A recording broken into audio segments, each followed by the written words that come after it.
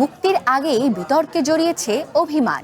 পরিচালক সুমন ঘোষের অভিযোগ, তার লেখা স্টার সিনেমার গল্প ও মূল চরিত্রের সঙ্গে মিল রয়েছে অভিমানের।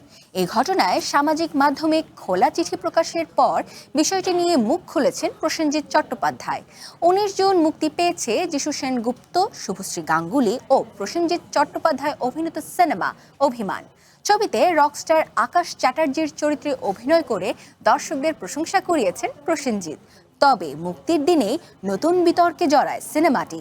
পরিচালক সুমন ঘোষ অভিযোগ করেন, তার স্বতন্ত্র ভাবনায় লেখা স্টার সিনেমার গল্প ও চরিত্রের সঙ্গে অভিমানের বেশ কিছু মিল রয়েছে।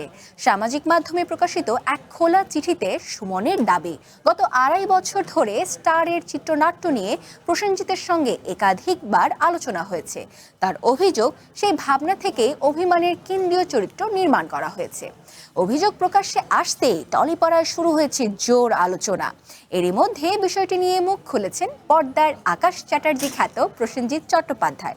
তবে অভিযোগের সত্যতা নিয়ে এখনো চলছে নানা জল্পনা।